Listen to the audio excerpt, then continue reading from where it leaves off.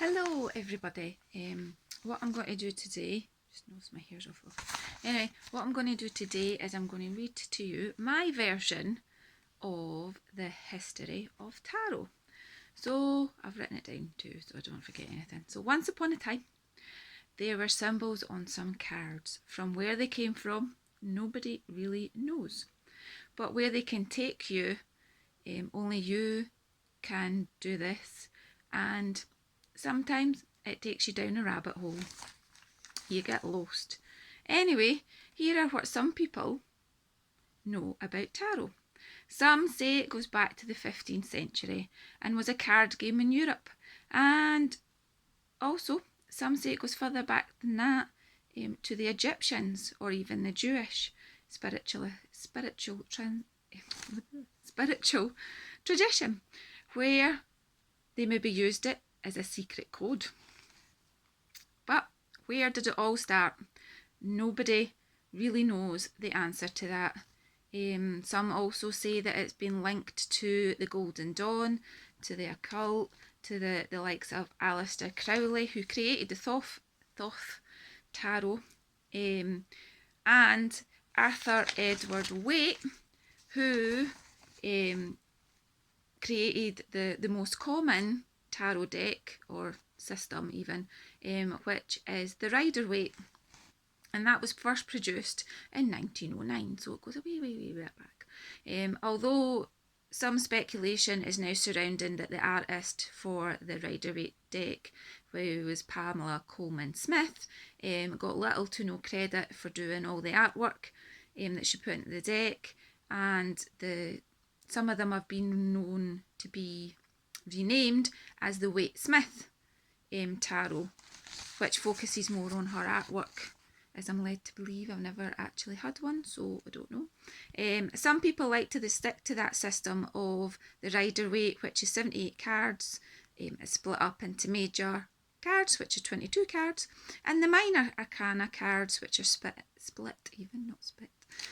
into 56 cards, which are then split further into 4 groups, being Pentacles, Wands, Swords and Cups. Now, sometimes they have got different names, which Pentacles is often referred to as coins, Wands can sometimes be sticks, or battens, I think. I've got a gnome tarot, I think it's battens on there. Others have gone from the beaten tracks and made tarot decks differently with a different number of cards. I have the Silicon Dawn Tarot by Egypt Uranash, which is 99 cards. She's added lots of extra ones. I will get the video for this at some point. The Psychic Tarot by John Holland has 65 cards. The Akashic Tarot by Sharon Ann Klingler even, and Sandra Ann Taylor has 62 cards. So who knows how many cards there's supposed to be, because I sure as don't. What tarot means to me is this is only my opinion, mind, and you need to make up your own mind on that. Tarot for me calls you out all the time. It forces me to think differently on things, just like a good friend would, that is able to tell you anything, and they certainly will. The cards are still freaky when they give you the Tower. Okay, don't like the Tower. Or the Three of Swords. And I know other people cringe as well when they get the Three of Swords or the Tower. Also, people are scared of the Death card or the Devil. I will show you some of my favourites later on and read some bits for the books to go with it. As well, on how to choose my decks. Well, first deck of cards that I bought years and years ago, I only picked it up because it's the only one that I could get a hold of at the time, and to be honest, it's never really resonated with me all that much. I will put a video of it on because you can still pick it up.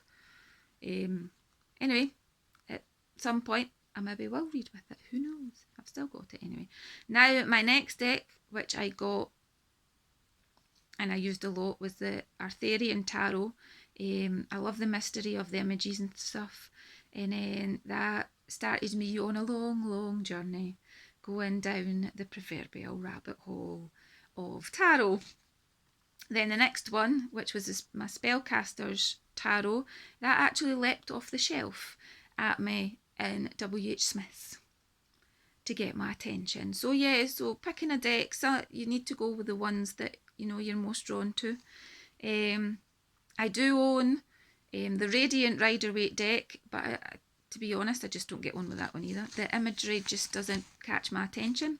So when picking your own cards, get the ones you're called to. If it's possible, actually go into a shop. I know it's a bit hard just now because this is March 2021, and we're in the middle still of a pandemic, so it's hard to go into a shop and actually hold cards and see if they speak to you.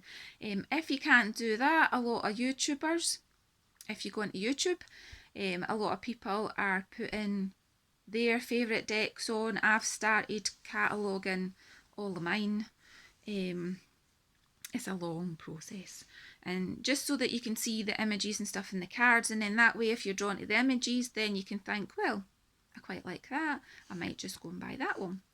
There are varying Facebook groups as well.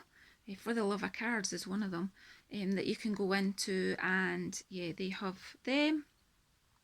I've got about 80 odd decks, still want more, but each of them have their own energy as well, and tell you different things. What I would suggest is when you get a new deck, if you do a card interview with them, just to see what kind of energy and stuff they hold, whether or not they're just for you, whether or not you can share their energy, and things like that. You will find, if you Google or Pinterest tarot deck interviews, you will get lots of spreads to help you with that one.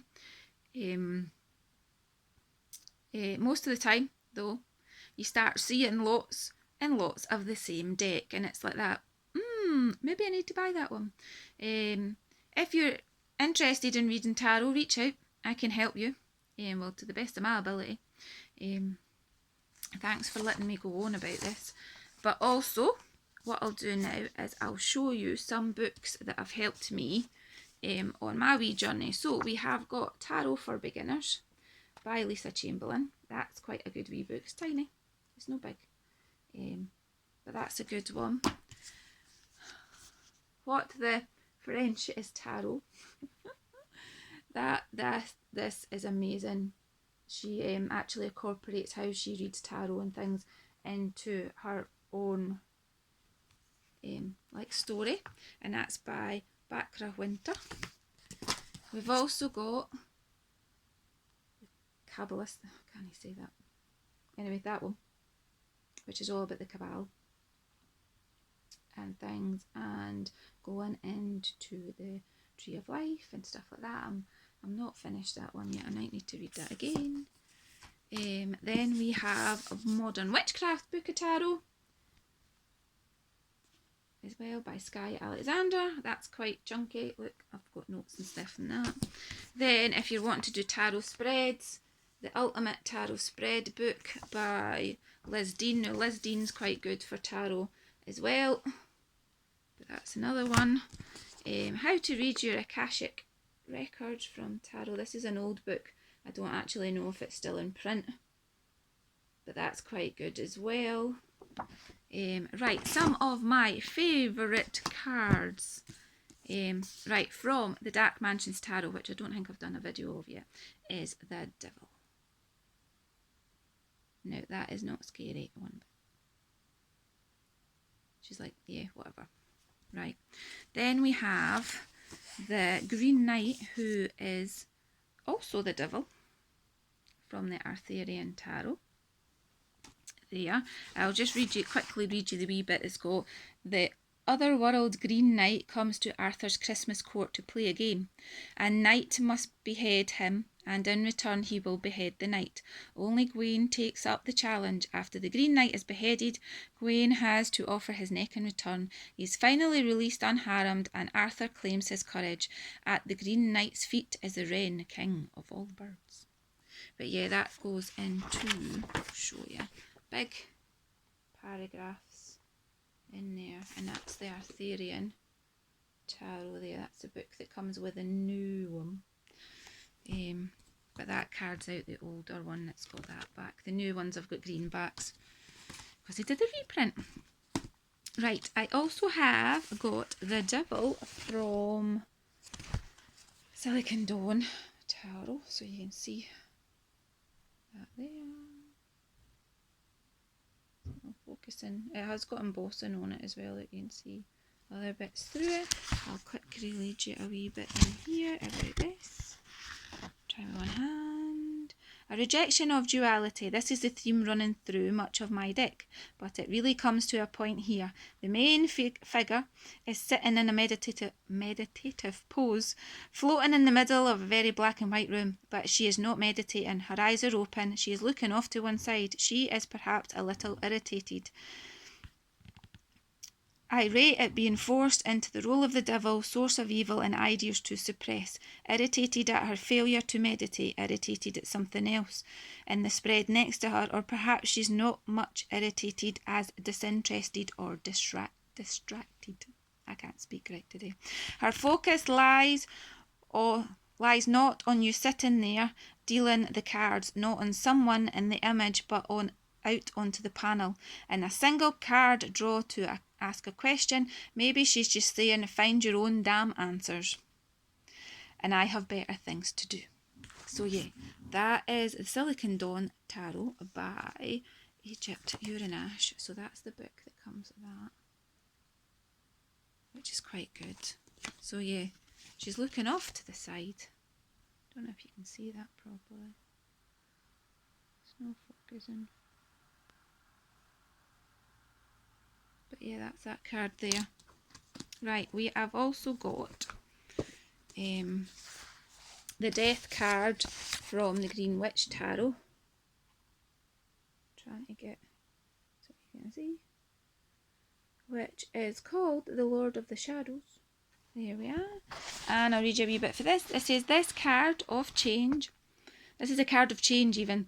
Moving from shadow to light. Some things that have hampered this change are put to the side to make transition possible. The god of nature, in his aspect of Lord of the Shadows, ruler of the underworld, pauses in the shadows of the forest to watch an elderly man with his grandson walk away from the well with a full bucket of water. In early times, the well was a metaphor for the life force energy, the magical waters of life that sustained one's creative spirit and joy of being. The man and the child show the generations that flow from the water of life, the satisfaction of life well lived under the bright light of the sun. So that's there. But that's the Green Witch. There's the backs of that one, because I don't think I've done that one either. And there's a book that accompanies it, which is really quite good. As well, my last one is the Tower from the Fae Tarot, which I've already done this one. But there we go. Nothing scary. Floating away. Reminds me of Dorothy in The Wizard of Oz. But I'll read a wee quick bit out of here. This sentence. Things that were made one day are no longer. Inasmuch as things can be trusted to time, it will devour them slowly and make them disappear. This is not a cause for anxiety, but for understanding the ephemeral. Is that how you say it? Who knows? Because everything vanishes. This does not mean it was in vain. The Fae closed in the tower, watches the foundations of her house collapse and accepts that the world today is greater than her and laughs. So as you can see, the never-ending tower descends from the sky. Its foundations are not on the earth but higher and more secure sources. Its feet, those of ancient Colossus, are crumbling and open the way for the inhabitants of the air. Bit by bit, the tower falls apart and abandons itself to the sky.